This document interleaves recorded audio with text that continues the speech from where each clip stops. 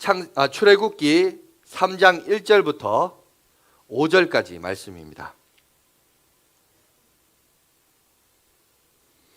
출애굽기 3장 1절로 5절까지 말씀을 제가 봉독해 드리도록 하겠습니다. 구약성경 84쪽이 되겠습니다. 제가 읽어드리겠습니다. 모세가 그의 장인 미디안 제사장 이드로의 양떼를 치더니 그 떼를 광야 서쪽으로 인도하여 하나님의 산 호렙에 이르매 여호와의 사자가 떨기나무 가운데로부터 나오는 불꽃 안에서 그에게 나타나시니라. 그가 보니 떨기나무에 불이 붙었으나 그 떨기나무가 사라지지 아니하는지라. 이에 모세가 이르되 내가 돌이켜 가서 이 큰 광경을 보리라. 떨기나무가 어찌하여 타지 아니하는고 하니 그때에 여호와께서 그가 보려고 돌이켜 오는 것을 보신지라. 하나님이 떨기나무 가운데서 그를 불러 이르시되 모세야 모세야 하시매 그가 이르되 내가 여기 있나이다. 하나님이 이르시되 이리로 가까이 오지 말라. 내가 선 곳은 거룩한 땅이니 내 발에서 신을 벗으라. 아멘. 자, 오늘은 찬양을 하지 않고 영상을 하나 보도록 하겠습니다. 영상을 잠깐 한번 보고 함께 말씀을 나누도록 하겠습니다. 보여주십시오. 네, 삶에 큰 기쁜 일이 생기거나 또는 아픔을 겪을 때 다른 사람에게 도움의 손길을 내미는 분들이 있습니다. 바로 기부를 하는 분들이죠. 한 공익재단이 의미 있는 기부로 첫 장애아동 재활병원을 만들자는 모금운동에 동참을 했습니다. 이 사연 한번 들어보도록 하겠습니다. 조용성 사회부 기자입니다. 어서 오십시오. 예. 자, 기부를 하는 분들이 많은데 주로 이제 동기들도 있고 점점 기부하는 분들이 좀 생기고 있다고요. 예, 그렇습니다. 한 가지 사연을 소개해 드리겠습니다. 예. 정용신, 김신희 씨 부부 이야기인데요. 남편은 교회 목사님인 이 부부에게는 선천성 장애를 앓고 있던 정현우 군이 있었는데 지난 6월 7년 남짓한 짧은 생을 끝으로 떠나보내야 했습니다. 평소 여러 방면으로 기부를 이어오던 부부는 조문객들에게 많은 위로를 받았는데요. 부부는 감사하는 마음으로 조문객들이 남긴 조의금의 일부로 기부를 하기로 결심했습니다. 고 정현우 군 아버지의 얘기를 한번 들어보시죠. 주변 분들한테 사랑을 많이 받았고요. 또 그 사랑을 또 돌려주고 또 이번에 또 장례 계기로 그 조의금을 일부를 좀 또 사회에 또 환원한다는 차원에서 이런 사례를 비롯해 의료사고로 받게 된 보상금과 하늘로 보내야 했던 아이의 적금을 기부해온 사례도 있었습니다. 결혼과 돌잔치 축의금처럼 기쁜 날에 보낸 것도 있고요. 앞서 말씀드린 것처럼 사연을 들으면 가슴이 먹먹해지는 기부 사례도 잇따랐습니다. 이는 의미 있는 날에 의미 있는 기부를 하자는 한 공익재단의 모금운동인 미라클데이에 동참한 것입니다. 예. 예, 여기까지입니다. 잠깐 좀 놀라셨죠? 아마 저희 가정이 갑자기 뉴스에서 나와서 저게 또 무슨 일인가 싶은 생각이 들었을 텐데, 제가 은평구에서 사역했을 때 제가 지난주 수요일 날 잠깐 이제 저희 가정사에 대해서 잠깐 얘기를 했는데 아마 영상을 보신 분들은 좀 이제 이해가 되실 것 같고 안 보신 분들은 저게 뭔가 싶어서 보실 건데, 저 둘째 아들이 지금부터 한 6년 전에 하나님 앞에 부르심을 받았습니다. 어떻게 보면 공식적인 석상에서 제가 이렇게 설교한 거는 이제 처음인 것 같아요. 저희 가정사에 대해서 잠깐 얘기하고 말한 거는 처음인 것 같은데, 잠깐 아까 그 PPT 다음 거를 보시면 저게 이제 뉴스를 왜 나왔냐면, 저희가 이제 뭐 장례 받았던 그 뭡니까 부의금을 좀 여기 장애인 병원을 짓는다고 그래서 그래서 기부도 하면서 글을 기고를 했어요. 같이 했는데 그게 이제 저기 희망의 홀씨라는 글에 이제 기록이 되어 있습니다. 기록이 되어 있으면서 YTN 방송국에서 저 내용을 봤어요. 그래서 보고 사연을 보고 이제 저희한테 이제 인터뷰를 좀 했으면 좋겠다 연락이 와서 이제 그 영상을 찍게 되었습니다. 처음에는 사실 망설였는데 망설이다가 왜 그때 했냐면 뭐 지금도 마찬가지입니다만은 그때도 워낙 방송에서 교회가 욕을 많이 얻어먹어가지고 이게 전도 차원에서 좀 뭔가 목사들 중에도 다 나쁜 목사만 있는 게 아니다. 좋은 목사도 있다.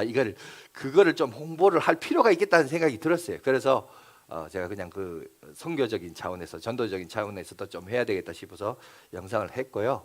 그리고 이제 잠실에 있을 때 그 음악을 하신 목사님이 계신데 그분이 이제 목사님 가정사를 제가 좀 들었다고 그런데 목사님 설교 시간에 한번 간증을 좀 했으면 어떤 배경이고 어떤 사연인지 좀 들었으면 좋겠다 얘기를 하셨습니다. 했는데 사실 그때는 못했어요. 왜 못했냐면 첫 번째 제가 부교역자였고 부교역자가 자기 얘기를 공식적인 석상에서 하는 것도 문제가 있고 또 주제도 안 맞고 또 그게 위치가 사실 그래요. 사회적인 위치가 그런 얘기를 할 수준도 안 될 뿐더러 또 그 당시만 하더라도 뭐라 그럴까요? 자기의 아픈 부위를 이렇게 말하고 끄집어낸다는 것 자체가 조금 그때는 말하기 싫었던 그런 좀 아직까지 아물지 않은 상처들이 있었기 때문에 그때는 못했던 것 같습니다. 못했는데 이제서야 이제 한 6년이 좀 지나서야 이제 여러분들한테 처음으로 지난 수요일 날 하고 이번에 이제 하게 되었습니다. 그러면서 이제 사실 오늘 출애굽기 이 모세를 얘기하는데요. 여러분 원래는 출애굽기가 수요 예배 때 강해 설교입니다. 그런데 오늘 주일날 지금 몇 번 제가 계속 하고 있는데 하는 이유가 뭐냐면 성경에 대해 나타나는 인물들 가운데 어떤 인물들은 기록물이 너무나 많이 없어요. 그래서 그 인물을 대해서 이해하고 파악하는데 너무 이제 어려움이 많습니다. 그런데 또 다른 의미에서 오늘 모세 같은 사람은 너무나 이 기록물이 너무나 많아요. 그래서 사실 출애굽기가 지금 아마 오늘까지가 이게 출애굽기 강의 지금 6번째, 7번째인데도 아직 3장을 채 넘겨지지 못해요. 왜냐하면 너무나 해야 될 말이 많아요. 그리고 뿐만 아니라 오늘 또 말씀도 말씀이지만 이 모세의 어떤 심리적인 상담학적인 관점에서 오늘 또 말씀을 조금 볼 필요가 있습니다. 그런 관점에서 좀 이 말씀을 나눠야 되기 때문에 그런 부분에서 제가 이제 오늘 본문에 있는 말씀을 좀 함께 나누려고 합니다. 그런데 여기 보시면 우리가 인생을 살아가다 보면 사람들은 문제를 가지고 있고 그런데 그 문제 속에서 해결을 바라는데 저는 그런 것 같습니다. 사람이 용기 있는 삶이 뭘까? 용기 있는 삶인 그거예요. 자기의 연약함과 자기의 문제를 회피하지 않고 그걸 바로 직면하면서 그 문제가 뭐가 문제인지 또 그 문제를 보면서 내가 고쳐야 할 것이 무엇인지 그죠? 그 문제 앞에 바로 선 직면할 줄 아는 그 태도와 자세 이것만큼 용기 있는 사람이 저는 없다라고 생각합니다. 여러분은 어떻습니까? 보통 오늘 본문에도 보면 모세는 하나님이 그를 부르셨을 때 그리고 그에게 사명을 주셨을 때 할렐루야 아멘 그러고 순종하고 간 게 아니에요. 어떻게 했냐? 회피했습니다. 이유를 달고 핑계를 달아서 가급적이면 그 일을 안 하려고 했습니다. 여러분 우리도 사실 그래요. 어떤 문제가 있고 이 문제에 대한 해결점에 있어서 가장 좋은 바른 태도는 그 문제 앞에 자기가 온전히 바로 서면서 정직하게 여러분 객관적으로 이 문제가 뭔지를 보고 직면하고 바꾸려고 하는 태도를 가져야 되는데 보통 모든 사람이 평균적으로 가지는 태도는 뭐냐? 다 그 문제를 덮어버리거나 회피해버려요. 뭐 쉽게 말해서 똥이 그죠? 무서워서 피하냐, 더러워서 피하지, 뭐 이런 식으로 말을 하여튼 갖다 붙여서 자꾸 피해버려요. 여러분 그런데 그거는 사실은 용기 있는 태도가 아닙니다. 어떻게 보면 자신의 문제 앞에 직면을 하고자 하는 그 어떤 용기가 많이 부족하기 때문에 그런 것들을 보게 됩니다. 여러분 요즘 뉴스에 보시면 참 특히 그런 걸 많이 느껴요. 요즘 이제 뉴스에서 핫 이슈가 뭡니까? 부동산입니다. LH공사 여러분 얘기 많이 들으셨죠? 근데 최근에 들어서 참 그런 것 같아요. 뭔가 문제가 생기고 그 분야에 어떤 사건이 터지면 요즘 이제 한국 사람들이 조금 그런 것 같아요. 뭐 문제 터지면 다 그 끝이 뭐예요? 다 자살을 해요. 지금 LH 공사와 관련된 분도 한 2사람이 벌써 자살했다 이런 소식이 들어지는데 여러분 이런 거 보세요. 그러니까 뭔가 어떤 문제에 대해서 문제가 오면 그 문제를 직면하고 이렇게 도전하기보다는 가장 여러분 회피할 수 있는 최고의 여러분 보니까 태도가 보니까 자살인 것 같아요. 이 전부 다 유리 멘탈이에요, 전부. 차라리 그런 유리 멘탈을 가졌으면 이런 유리 멘탈을 가졌으면 차라리 사기를 치지 말고 비리나 하지 말지. 그냥 복불복인 것 같아요. 도 아니면 뭐라는 식으로 그냥 안 걸리면 감사하고 걸리면 그냥 자살한다. 이런 생각이 많은 것 같습니다. 여러분 그럴 바에는 하지나 말든지. 여러분 예수 믿는 사람은 속 사람이 강건한 거예요. 강하고 담대하라 그랬어요. 그죠? 그러니까 오늘 우리가 예수 믿는 사람이 가져야 할 가장 근본적인 태도는 내가 당면한 문제 앞에 내 자신을 직면할 수 있는 용기가 필요해요. 그리고 뭐가 문제냐? 이 문제를 어떻게 해결하냐? 이걸 해야 되는데 그냥 덮어버리고 그죠? 묻어버리고 아니면 회피하려고 하는 태도, 그거는 여러분 도움이 되지 못합니다. 그래서 그 문제 앞에 바로 직면할 줄 알아야 됩니다. 믿음의 세계, 영적인 원리도 마찬가지예요. 요즘 교회 다니시는 분들 중에 아까도 제가 잠깐 얘기했지만 방송이나 얘기를 듣다 보면 교회를 안 다니는 성도들이 많습니다. 우리가 흔히 이제 그런 사람을 가나안 성도라고 그러잖아요. 가나안을 거꾸로 하면 안 나가, 이게 이제 그건데, 그래서 예수는 믿지만 교회는 안 나간다. 왜 그러냐? 2가지 이유가 있습니다. 자기가 바라고 기대했던 기도의 응답을 받지 못하고 성공을 경험하지 못한 실패를 경험했기 때문에 안 나가는 게 있고, 2번째는 교회에 상처가 있기 때문에, 크든 작든 상처가 있어서 그 상처로 말미암아 교회에 나가는 것을 회피하는 사람들이 있습니다. 여러분 물론 하나님이 그 지도자에 대해서 책임을 물으실 겁니다. 책임을 물으실 거지만, 그렇다고 그것 때문에 내가 교회를 안 나간다, 그것 때문에 내가 신앙생활을 포기한다, 여러분 그거는 나중에 하나님의 나라 법정에 갔을 때 그거는 도저히 핑계거리도 되지 않고 명분도 안 돼요. 물론 그거에 대한 책임은 지도자에게 물으실 것입니다. 그러나 그렇기 때문에 나 신앙생활 안 한다, 여러분 그건 변명거리가 안 돼요. 여러분 우리가 인생을 살아가시면서 보세요. 이 재앙 많은 세상에서 상처받지 않고 살아가는 인생이 얼마나 많습니까? 그죠? 어려움 한번 안 겪고 살아가는 사람 얼마나 많아요. 그런데 그 어려움이, 그 괴로움이, 여러분 그 상처가 핑계가 되고 원인이 돼서 나 신앙생활 포기한다, 그거는 사람들 앞에서는 말할 수 있어도요, 여러분 하나님의 법정에서는 도저히 핑계거리가 안 돼요. 왜? 우리 주님이 이 땅에 인간의 몸으로 입고 오셨고 온갖 수치와 멸시를 당하시면서 묵묵히 그 십자가의 길을 걸어가셨던, 그리고 그 예수 그리스도를 믿는 우리도 우리 역시 작은 예수로 사는 인생이거든요. 믿습니까? 예수님이 십자가 지시다가 누가 침을 뱉습니다. 누가 비양양거립니다. 그럼 예수님이 난 십자가 안 질래, 나 상처받았어, 나 삐졌어, 그랬었습니까? 아니죠. 여러분 우리가 그렇게 유리 멘탈로 살면 안 돼요.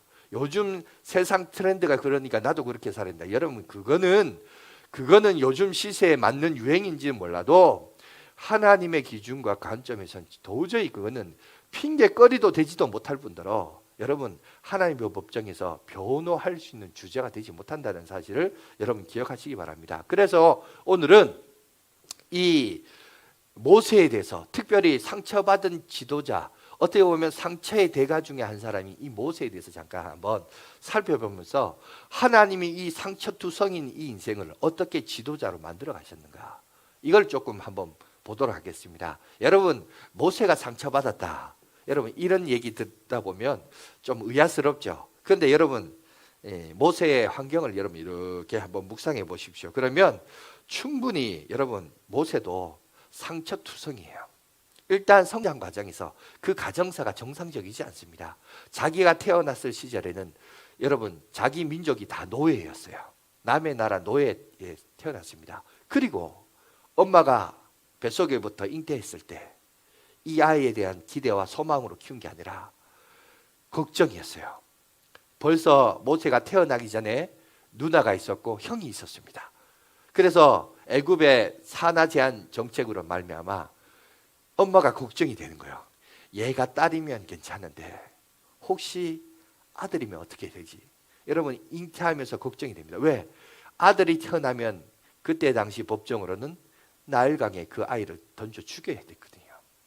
그러니 염려 아닌 염려로 이 아이를 잉태를 했습니다. 여러분 그런 근심과 걱정으로 여러분 잉태하면서 10개월간을 지냈다고 생각해보세요. 그럼 그 엄마가 느끼는 그 감정과 기분을 그 아이가 똑같이 뱃속에서 어떻게 할까요? 정서적 불안감을 가질 수밖에 없어요. 그런데다가 태어나자마자 3개월 동안 숨기다가 부모로부터 생모로부터 버림을 당합니다. 그리고 배고픈지 불안했는지 모르지만 나일강 그 강가에 그저 상자에 넣어서 버려질 때, 그리고 바로의 공주가 그 상자를 열었을 때 아이가 우는지라 그랬어요. 왜 울까요? 뭔가 정서적인 불안감이 있어요. 배고파서 울었든지 그저 안아달라고 울었든지 간에 정말 그 당시에는 절대자처럼 하나님처럼 여겼던 엄마의 품을 그리워하고 있는데 버림을 당했어요. 물론 바로의 공주로 인하여 구원을 받았지만, 그리고 유모로서 엄마의 품에 다시 들어가서 옛날에는 이 젖될 동안에 아이를 키웠다 그러는데 보통 이제 3년으로 보는데, 이 젖을 떼는 게 옛날에는 뭐 이유식이 발달한 문화가 아니니까 5살, 6살까지도 뭐 젖을 물었다 이런 얘기도 있는데 중요한 것은 그걸 이제 참고로 좀 해보면, 여러분 어머니의 품속에서 자라다가 그 다음에 바로의 공주로 입양이 됩니다. 근데 입양이 되더라도 피부색이 비슷하면 괜찮은데 애굽은 여러분 함족의 후예요. 흑인들입니다. 여러분 이스라엘은 아시아계예요. 황인종이에요. 아이도 여러분 색깔을 구별할 줄 알잖아요. 자기가 태어났는데 자기가 바로의 공주의 아들이라고 부르는데, 여러분 바로의 공주의 아들이라는 분이 나랑 색깔이 피부색이 달라요. 왕가의 배경에서 성장하지만 뭔가가 자기랑 그 왕족들의 계보왕 친척들이 다 피부색이 달라요. 그러면 옆에서 쑥덕쑥덕하고 아이도 여러분 자기의 정체성에 대해서 갈등이 있겠죠. 근데 나는 왜 피부색이 이렇지? 그러면 당연히 너는 강에서 주워왔어. 그죠? 우리 옛날에 너 다리 위에서 주워왔다 이런 얘기 많이 듣지 않습니까? 그죠? 주워왔다. 이 얘기를 들을 때마다 여러분 갈등과 분노와 그리고 무감각. 왜? 그거에 대해서 감각을 막 이렇게 울거나 감정을 드러내면 안 되니까 모른 척하는 거. 이런 이중적인 프레임 속에서 그가 성장 과정을 겪게 돼요. 여러분 이런 상처가 여러분 일반인들이 겪는 상처보다는 더 충격적이죠. 그죠? 그리고 나이 40이 되어서 이제 뜻을 정했습니다. 뜻을 정해서 뭔가 한번 해보려고 하다가 애굽 사람을 쳐 죽이고 모래 속에 감추었는데 그 다음날 나갔는데 이 얘기가 온 동네방네 소문이 다 나는 거예요. 왕가의 왕실에까지 소문이 들렸습니다. 자기의 경쟁자였던 투트모세 3세가 자기를 잡아 죽인다는 소문까지 들었어요. 그래서 무서워서 멀리 도망을 갑니다. 미디안 땅으로 도망가죠. 도망가서 거기서 80세가 되기까지 여러분 생애를 사는데, 오늘 3장 1절에 뭐라고 합니까? 하나님이 모세를 부르실 때 모세가 그 당시 뭘 하고 있었죠? 거기 보니까 이렇게 했습니다. 장인의 양무리를 치고 있었다라고 해요. 여러분 하나님 앞에 그 당시 부르심을 받을 나이가 80이에요. 나이가 80이 먹기까지 보세요. 모세는 자기 것이 없었어요. 기껏해야 장인의 양무리나 치는 목동지기의 삶을 살았던 게 여러분 모세였습니다. 그럴 뿐만 아니라 아이가 태어났는데 그 아이가 자기가 유대인이라는 의식이 있으면, 여러분 민족성이 있으면 아이가 태어나면 당연히 거기에 뭘 해야 되겠어요? 남자가 태어나면 8일 만에 할례라는 것을 해야 됩니다. 그런데 하지 않았어요. 그리고 모세가 하나님부터 부르심을 받아서 갈 때 하나님이 모세를 죽이려고 그러잖아요. 그런 장면 나오죠. 그러자 그 아내가 아들을 할례를 하면서 피의 아들이라 얘기하면서 그 이제 눈치채는 장면이 나오지 않습니까? 그러니까 거기서 보면 얼마나 여러분 처가살이 속에서 물론 장인이 잘 대우해 줬겠지만 그 집안의 내역을 보면 7자매가 있었다고 해요. 7자매 속에서 살다 보니 여러분 자기 뭐 재산도 없고 장인의 여러분 양이나 약물이나 치면서 그렇게 돌보며 살았던 그 인생에게 무슨 여러분 희망이 있겠어요? 여러분 이거를 상담학으로 보면 이렇게 합니다. 행동주의 심리학에서 이런 상태를 뭐라고 하냐면 학습된 무기력증이라고 얘기해요. 모세는 이런 학습된 무기력증 속에 쭉 살아갑니다. 그리고 우리 2장 출애굽기 2장 22절에 보면 아들을 낳았는데 이름을 게르솜이라. 내가 타국에서 객이 되었다. 게르솜의 뜻이 뭐냐면 타국에서 객이 되었다. 이게 무슨 말이에요? 이 말 속에서 숨겨진 의도가 뭐예요?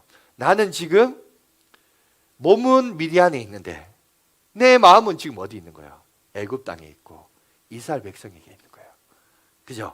그러니까 얼마나 지금 외롭고 처량하고 자기 연민에 빠져 있는 이 모세의 모습을 보게 됩니다. 여러분 이것이요 누적돼서 쭉 몇 년이 살아왔죠? 80년 생애까지 살아온 거예요. 40년은 왕가에서 비록 갈등이 있고 눈치를 봤지만 그래도 여러분 뭔가 가능성을 가지고 살았다면 나머지 40년은 절망 가운데 그죠? 살아왔습니다. 여러분 이런 생애가 길어지다 보면 당연히 모세도 인간인지라 여러분 병이 생겨요. 병리학적인 원인들이 등장하기 시작하는데 그게 뭐냐? 병리적 현상이 두 가지가 나타나는데 첫 번째 언어 장애가 나옵니다. 두 번째 정서적인 양극 극단이 드러나요. 이 모세의 성격 속에 드러납니다. 첫 번째 한번 보실래요? 자, 언어가 장애를 경험하게 되는데 사도행전 7장 22절에 보시면 이렇게 되어 있습니다. 우리 다 같이 한번 읽어봅시다. 시작.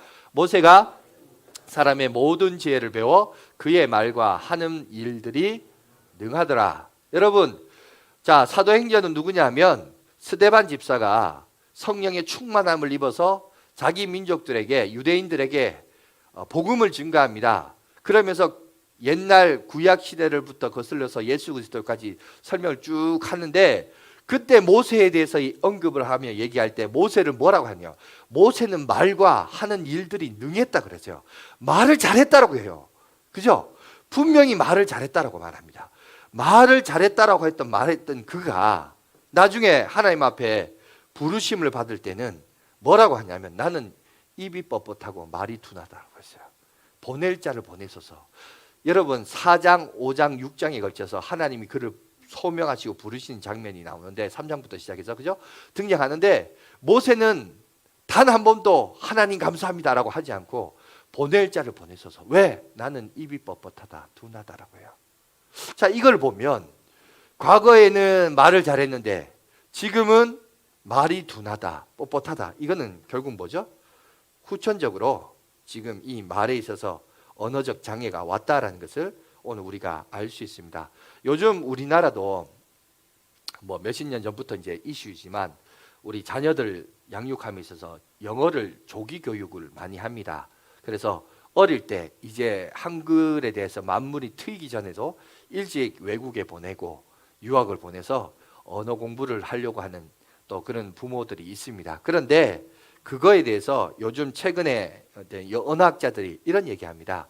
뭐라고 하냐면 영어를 잘하려면 제2 외국어를 잘하려면 첫 번째 전제 조건이 있다. 그거는 모국어를 잘해야 된다. 모국어를 배워야 할 나이에 영어를 배우면 그게 나중에 이것도 안 되고 저것도 안 된대요. 아니면 부모 중에 한 사람이 영어를 계속 하든지. 그래서 애가 영어도 계속 하면서 한국말도 같이 하고 이러면은 괜찮은데 어릴 때 전혀 뭐랄까요? 한국어도 미숙한데 영어부터 배우면서 보냈다가 다시 이제 어느 정도 컸다고 집으로 돌아오면 나중에 이거는 영어도 못하고 여러분 한글도 모르고 이것도 안 되고 저것도 안 된다. 그 얘기를 해요. 그러면서 먼저 모국어를 먼저 배우도록 해라라고 합니다. 어떻게 보면 비슷한 경우입니다. 모세도 물론 정황적으로 보면 40세가 되기까지 능통했지만 지금 모세가 당한 상황을 보세요. 도망자의 신세요. 80세까지 혹시 애굽에서 나를 치려하지 않을까 두려움이 있습니다. 소문에 보니까 투트모스 3세가 얼마나 정치를 잘하고 전장에서 잘 싸운지 팔레스타인까지 점령했다. 그러면 자기가 살고 있는 미디안 땅에도 혹시나 쳐들어오지 않을까라는 불안감과 걱정이 있어요. 그 불안감과 걱정 속에서 삶을 살아가면서 또 미디안이라는 아랍의 제3국에 거주하면서 그 동네에 살고 있는 아랍어도 배워야 했습니다. 그러니 말에 있어서 어눌해질 수밖에 없는 그런 정황인 것을 우리가 보게 되죠. 그래서 성경에 보니까 하나님이 그를 4장 10절이나 6장 12절 또 여러분 30절 참고해 보면 나는 못합니다. 하나님이 나를 부르실 때 저는 자신감이 없습니다. 저는 못합니다. 왜 못하느냐? 라고 하니까 나는 입이 둔한 사람입니다. 나는 입이 뻣뻣하고 혀가 둔해서 저는 말을 잘 못해서 하나님이 내게 주신 이 사역 저는 감당 못하겠습니다. 라고 이렇게 회피하고 있는 여러분 후천적인 언어 장애가 드러나는 것을 오늘 우리에게 보게 됩니다. 여러분 이런 사람이 갖는 특징이 뭔지 아세요? 4가지의 특징이 있습니다. 첫 번째, 자신감이 결여돼요. 말을 잘해야 되는데 말이 더듬으면 자신감이 결여되어 있고요. 두 번째는 어떤 뭐랄까요? 어떤 문제나 어떤 상황을 표현하는 데 있어서 직접적으로 표현했는데 이걸 직접적으로 말을 못하고 말을 이렇게 돌려요. 우회적 표현을 합니다. 우회적 표현을 하는 게 뭐냐면 우리 출애굽기 4장 18절 한번 보여주세요. 거기 보면 자 모세가 하나님의 부르심과 여러분 응답을 받아서 이제 고향으로 돌아갑니다. 고향으로 돌아갈 때 장인한테 허락을 받아야 되잖아요.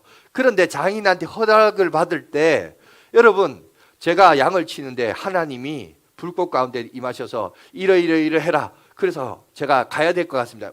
말을 그렇게 해야 되잖아요. 그런데 여러분 저 4장 18절 보세요. 뭐라고 합니까? 한번 다 같이 읽어봅시다. 시작. 모세가 그의 장인 이드로에게 돌아가서 그에게 이르되 내가 애굽에 있는 내 형제들에게 돌아가서 그들이 아직 살아있는지 알아보려 하오니 나로 가게 하소서. 이드로가 모세에게 평안히 가라. 여러분 보세요. 말을 궁극적으로 자기가 돌아가는 궁극적인 이유와 원인이 뭐예요? 하나님이 그를 부르시고 그죠? 하나님이 너에게 사명을 주겠다. 그 얘기를 해야 되잖아요. 근데 그렇게 말을 못해요. 왜? 자신감이 없거든. 이 말을 이렇게 언어적 장애에 있는 사람들은 직접적인 말을 못해요. 말을 이렇게 둘러서 표현해요. 이런 것들 보면 이 사람이 좀 그런 모습들이 있구나. 그 다음에 이런 사람들 당연히 그러니까 접촉하는 거 꺼리겠죠. 그리고 열등의식이 있는 거죠. 이런 여러분 어떻게 보면 보세요.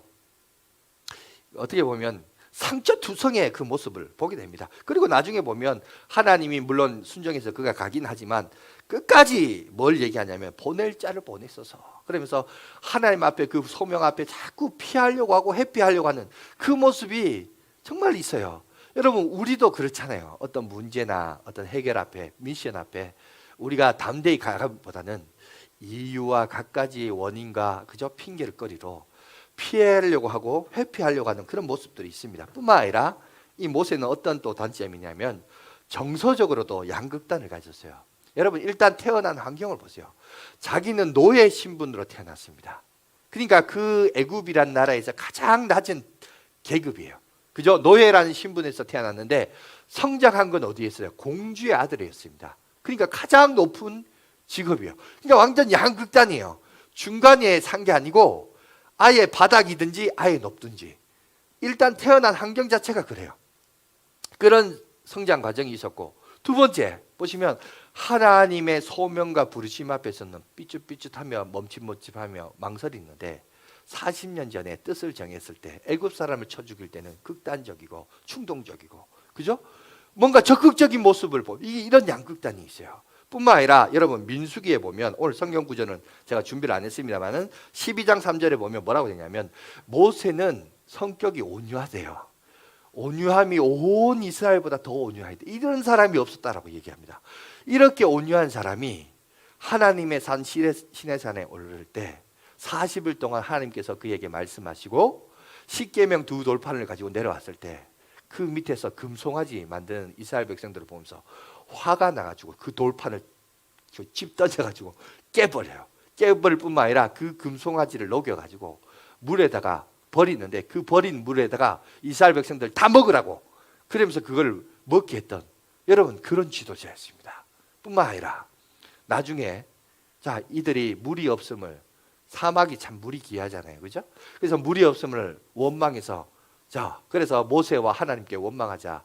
하나님이 그 기도를 들으시고 원망을 들으시고 자 네가 저 바위를 명하여 물을 내라 라고 했을 때 모세가 그냥 이스라엘 백성들의 그 모습을 보면서 화가 나고 짜증이 나가지고 명하여 물을 내라 그랬는데 명하여 물을 내는 게 아니라 지팡이를 가지고 2번 쳐가지고 때려서 그래서 그 바위를 통해서 물이 나게끔 하는 겁니다. 그 일로 통해서 어떤 여러분 하나님이 이 모세에게 어떤 결과를 내립니까? 내가 말한 대로 명하여서 말씀으로 물을 내라고 해야 되는데 왜 감정에 폭발해서 그 감정적으로 하나님이 일을 하느냐? 그래서 하나님께서 이 모세에게 벌을 내리는데 그게 뭡니까? 너는 가나안 땅에 들어갈 수 없다. 그죠? 그런 성격과 기질은 나중에요.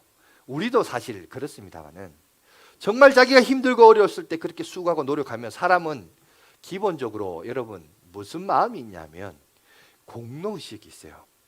공로의식이 있으면 어떻게 될까요? 뭔가 그거에 대한 대가를 바라고 싶은 마음이 있어요. 이거는 사람이 기본적으로 가지는 심리적인 요소입니다. 내가 그렇게 힘들었을 때 내가 그때 너희들을 인도하지 않았냐? 이게 있거든요. 그러니까 여러분 모세가 화가 난 것도 그게 있는 거예요. 하나님이 은혜로 이 일들을 감당했다 이래야 되는데 아닌 거야. 내가 있다는 것이 내가. 여러분 목회자들 중에도 이런 사람 많아요. 내가 개척하고 교회 그렇게 힘들 때 내가 여기 있어 그냥 녹아서 지금의 내 이 교회를 우리 양화진 교회를 세웠는데 교인들이 나한테 이렇게 푸대접해 뭐 이래 된단 말이죠. 이게 이 대가 의식이 있어요. 근데 여러분 그게 그렇게 하면 안 되죠. 왜요? 하나님이 하신 건데. 그러니까 상처받는 사람은 자연스럽게 또 다른 사람에게 상처를 줄 수 있고 그리고 여러분 피해 의식을 받은 사람은 이게 나중에 또 잘 되면 또 공로 의식이 가요. 공로 의식은 당연히 뭘 요구하냐? 대가를 요구해요. 대가를. 그만한 합당한 대가를 달라는 거죠. 그걸 요구할 수 있습니다. 여러분 그런데 착각하면 안 돼요. 내가 한 거 없어요. 사실 우리 인생에 여러분 내가 똑똑하다 아니에요. 하나님이 사실 다 하신 거죠. 근데 여러분 모세는 이런 실수를 해요. 나중에는 또 뭐라고 하느냐? 하나님이 이스라엘 백성들이 원망하고 할 때 기도할 때도 보세요. 나의 이름을 하나님의 주의 생명책에서 나의 이름을 지어버려 달라고. 여러분 이래 보면 이 모세가 상당히 극단적이에요. 완전 극과 극을 달리는 인물이 누구냐? 모세였어요. 여러분 이런 상처받은 지도자, 여러분 이런 상처받은 지도자를 전혀 건강할 것이 없는 이 지도자를 하나님이 이제 들어서 하나님의 일꾼으로 쓰신다는 점을 오늘 우리가 주목할 필요가 있습니다. 여러분 지금 여러분 앞에 이게 칼이 있다고 봅시다. 칼이 여기 있는데 이 칼을 각 가정의 우리 가정주부들이 이 칼을 들고 있으면 이 칼을 통해서 열심히 요리를 해가지고 맛있는 그죠? 밥을 차릴 것입니다. 그런데 이 칼을 군인이 잡으면 전장에 나가는 중요한 무기로 사용할 거예요. 그런데 이 칼을 도둑놈이나 그죠? 남을 협박하는 사람이 이걸 잡으면 이 칼은 흉기가 될 수 있습니다. 중요한 것은 뭐냐면 이 칼의 성능보다 더 중요한 것은 누가 이 칼을 잡았느냐는 거예요. 여러분 우리 인생도 마찬가지입니다. 아무리 상처투성인 인생이라 할지라도 여러분 하나님이 그와 함께 하시고 하나님이 그를 붙드신다면 여러분 하나님의 도구가 될 수 있습니다. 믿습니까? 여러분 이 모세도 상처투성이었지만 하나님이 그를 기억하시고 그를 안아주시고 위안하여 주셔서 인도하여 주시니까 하나님의 도구로 쓰임받는 그 모습을 보게 됩니다. 여러분 저와 여러분들도 무엇보다도 나의 과거와 상처가 중요한 것이 아니에요. 더 중요한 것은 하나님이 나와 함께 하시고 하나님 손에 붙들린 인생이 되시길 바랍니다. 하나님 손에 붙들린 인생이 결국은 귀하게 쓰임을 받을 수 있다는 사실이에요. 누구 손에 붙들렸느냐, 칼의 성능과 얼마나 잘 갈아졌느냐, 그거는 다음의 문제예요. 그 다음의 문제고 먼저 내가 누구 손에 붙들림을 받은 인생인가, 이 주관자를 보시기를 바랍니다. 그래서 오늘 본문을 보시면 자 모세의 소명이 등장하는 것을 보는데 부르심을 보게 되는데 자 그 소명을 받는 장소를 보세요. 호렙산이라고 됩니다. 그리고 호렙산을 수식하는 단어가 하나님의 산이라고 되어 있는데 이 호렙이란 단어가 뭐냐면 폐허라는 거예요. 폐허. 마치 모세의 삶은 폐허 같은 삶이에요. 폐허 같은 곳에서 하나님이 그를 만나주시고 나타나셨습니다. 이 말은 무슨 말이냐? 하나님은 어떤 특정 장소에 임재하시고 역사하신 분이 아니란 거예요. 이단이나 다른 타 종교는 야 이곳이 거룩한 곳이다, 여기만이 하나님의 임재가 아니에요. 하나님은 영이시기 때문에 어디든지 역사하십니다. 믿습니까? 그런데 그 폐허의 현장 속에 오늘 주님이 오셔서, 그리고 보니까 하나님의 산, 그죠? 폐허 같은 내 인생에 오늘 하나님이 찾아오시는, 호렙은 폐허라는 뜻을 가지고 있는데 우리도 사실은 본질상 진노의 자녀들이었잖아요. 폐허 같은 인생이잖아요. 근데 하나님이 우리 가운데 오셔서 만나주시고 관계를 맺어서 자녀 되게 하여 주시고, 그렇게 지금까지 이끌어 주시는 그 은혜를 오늘 우리가 기억하시기 바랍니다. 그 찾아오시는 은혜를 경험하게 되는데 중요한 것은 이 모세가 신기한 것을 보게 됩니다. 영적으로 깨닫고 하나님의 계시를 깨달아서 간 게 아니라 뭔가 여러분 가시덤불이, 그죠? 타기는 타고 있는데 이 타는 불꽃이 사그라지지 않아요. 계속 타고 있어요. 그래서 지적인 호기심 때문에, 그러니까 영적인 계시와 말씀을 듣기 위하여 가까이 간 게 아니라 자기 관심사와 지적 호기심 때문에. 여러분, 하나님은 우리 가운데 오시는데 어떻게 오느냐? 우리의 수준에 맞게 오세요. 그냥 뭔가 특별한 계시로 온 게 아니라 여러분, 여러분들의 일상과 관심사를 통해서 하나님이 찾아와 주시고, 여러분이 가지고 있는 문제 속에서 집중하는, 고민하는 그 문제 속에서 오셔서 말씀하십니다. 그냥 단순히 지적 호기심으로 갑니다. 갔는데 거기에 누가 있었죠? 하나님이 계셨다는 거예요. 그죠? 그런데 거기 보면 떨기나무, 불꽃 옆에 있는 게 아니라 하나님의 영은 불꽃 가운데 계셨습니다. 그 말은 무슨 말이냐? 여러분, 불이 갖는 성경적인 기능을 보면 세 가지가 있는데, 소멸이 있고요, 정화시키는 것이 있고, 어둠을 밝히는 기능이 있습니다. 그래서 이 불은 정화시켜서 거룩한 백성이 된다는 거죠. 근데 여기 보니까 떨기나무는 보통 이제 애굽에서는 이걸 아카시아라고 하기도 하고, 그 외 지역은 이제 가시덤불이라고 이렇게 일컫기도 하는데, 이 떨기나무는 다시 말해서 그 광야에서 흔하고 흔했던 나무였습니다. 그런데 이 떨기나무의 불꽃 가운데 있다라는 말은 바로 이스라엘 백성들이 처한 상황과 환경을 얘기합니다. 그래서 이 상황에 대해서 옛날 구약 성경을 해석하고 주석하는 책이 있는데요. 그것을 이제 뭐라고 하면 미드라시라고 하거든요.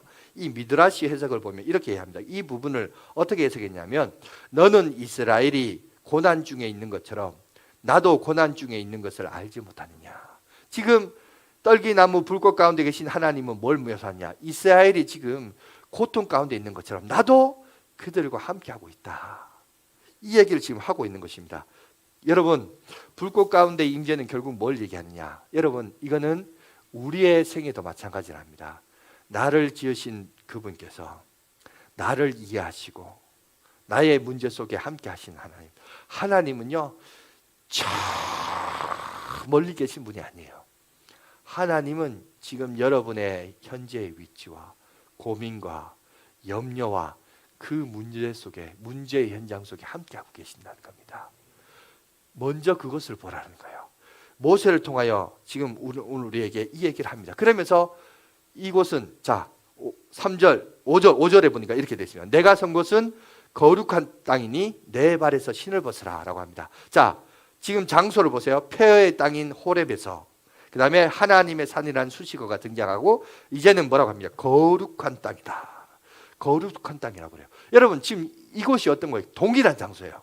이 말은 뭐냐면, 우리가 믿음 생활을 하면서 종교적인 이원론에 빠지면 안 됩니다. 여기는 거룩하고 여기는 더럽고 이게 아니에요. 세상에는 세상의 일이고 하나님의 일은 예배하고 선교하고 이런 건 하나님의 일이고, 이게 아니에요. 여러분, 여러분이 공부하는 것도 하나님의 일이고, 여러분이 직장 가서 돈 버는 것도 하나님의 일이고, 여러분의 삶의 현장이 다 뭐예요? 하나님이 거룩한 장소라는 겁니다. 우리 교회도 여기 보면 악기가 많은데, 이 악기가 교회에 있으니까 하나님을 찬양하기 위해서 도구로 쓰지만, 저게 어디 밤무대 클럽을 가봐요. 그러면 또 그렇게 되는 겁니다. 똑같은 건데 이것을 어떻게 사용하느냐의 의도와 목적에 따라서 거룩하냐 그렇지 않느냐가 구별되는 거죠.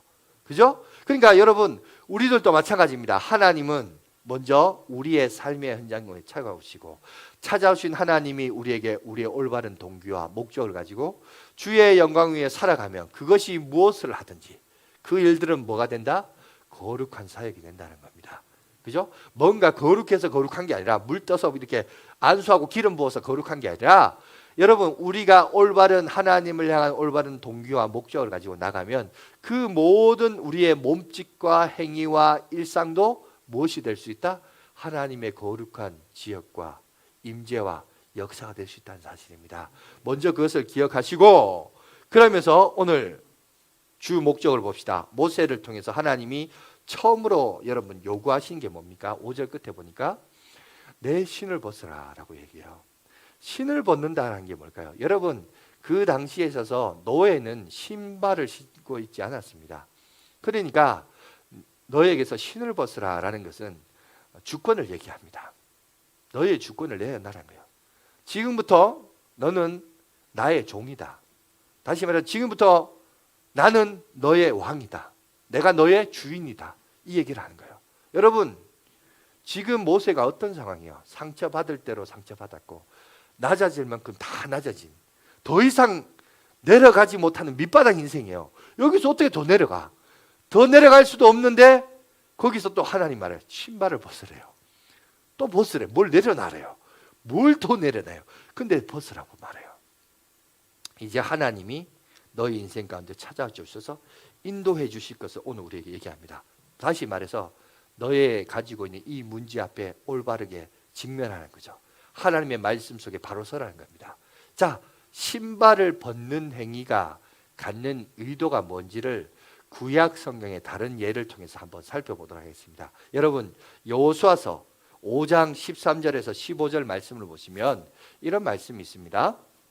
제가 13절 읽고 여러분 14절 읽고 15절 같이 읽겠습니다.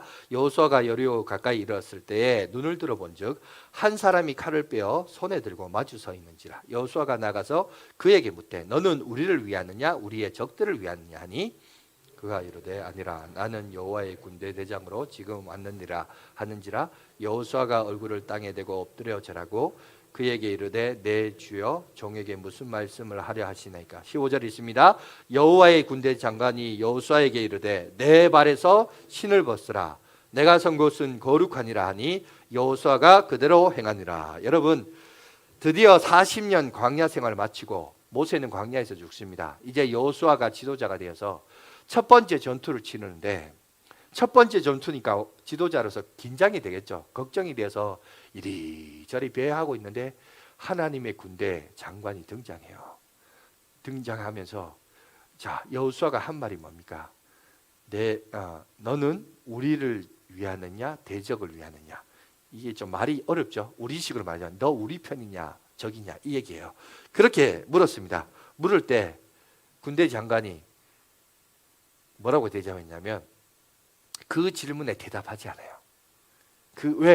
왜 그 질문에 대답하지 않냐면 그 질문 자체가 틀렸기 때문에 그렇습니다. 여러분, 이 질문이 틀렸다는 것을 어디서 이제 간주할 수 있냐면, 여러분 복음서에 보면 어떤 한 율법학자가 예수님한테 와서 질문을 하는 게 있습니다. 뭐라고 질문했냐면 예수님에게 이렇게 얘기합니다. 내 이웃이 누구입니까? 라고 질문을 했어요. 우리가 이렇게 보면 얼핏 들어보면 그 질문이 뭐가 잘못됐냐 싶지만 여러분, 그 질문에 함정이 있어요. 무슨 말이냐면 내 이웃이 누구입니까? 이게 잘못된 거예요. 이웃을 위해 내가 존재하는 것이지 나를 위해 이웃이 존재하고 있는 게 아니에요. 그죠? 그래서 예수님이 비유를 들어서 사마리아인의 그 비유를 들어서 설명을 하면서 마지막에 뭐라고 얘기했냐면 누가 강도 만난 자의 이웃이냐라고 예수님이 대물을 쳤어요. 그죠? 그러니까 주체가 내가 주체가 되면 안 돼요. 그러니까 질문 자체가 잘못된 거예요.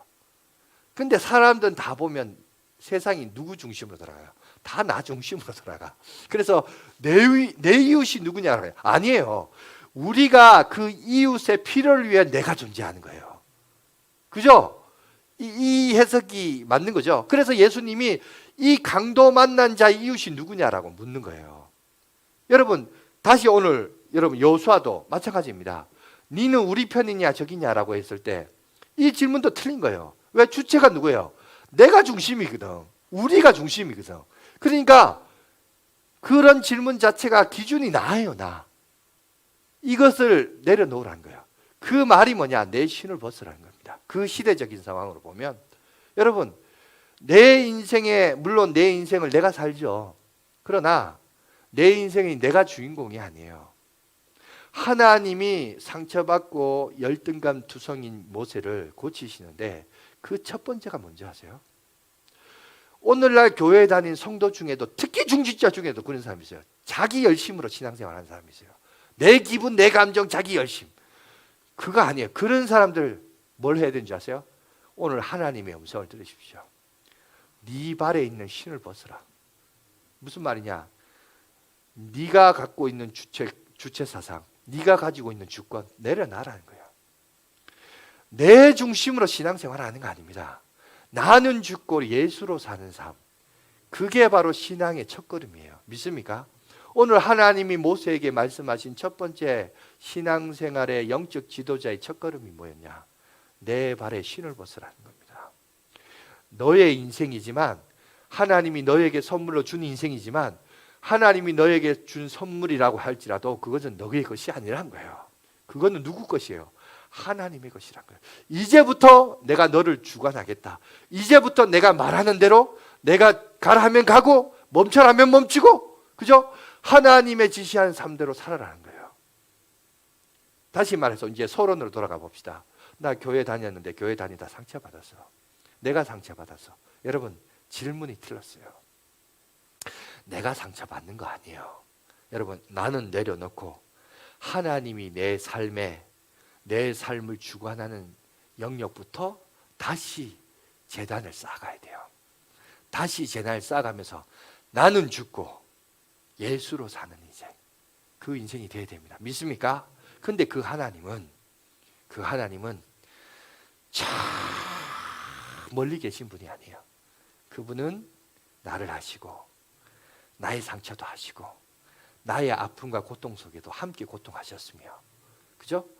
모르는 분이 아니에요. 다 알고 계시는 분이에요. 그분이 처음부터 내 삶을 이끌어 가시며 인도하시는데, 문제는 뭐냐? 그 모든 짐과 모든 사역을 내가 짊어지는 게 아니라 그 짐을 누구한테 맡기는 거예요? 주님께 맡기는 거예요. 하나님 앞에 맡기는 거예요. 그게 뭐라? 신발을 벗는 겁니다. 믿습니까? 내가 하는 거 아니에요. 여러분, 신앙생활 내가 하는 거 아닙니다. 여러분 앞에는 목회하는 저도 제가 하는 거 아니에요. 제가 하면 아마 당연히 보상심리 있고 이런 거 느낄 거예요. 근데 내가 하면 하나님의 역사가 안 일어나요. 하나님이 하시는 일이 돼야 되죠. 그죠? 그러려면 뭘 해야 되냐? 신발을 벗어야 돼요. 내가 신고 있는 이 신발은 은유적인 표현이죠. 신앙생활 내가 하는 거 아니에요. 하나님이 하셔야 돼요. 하나님이 고쳐주셔야 되고, 하나님이 싸매어 주셔야 되고, 그 문제 앞에 내가 올바로 바로 직면하면서 뭐가 잘못되는가, 객관적으로 하나님의 내 기준에서 보면 다 정당하죠. 다 맞죠. 근데 그게 하나님의 관점에서 보면 뭐가 나고 틀려 있고 부족한 게 있단 말이죠. 그 문제 앞에 여러분이 바로 직면을 해야 돼요.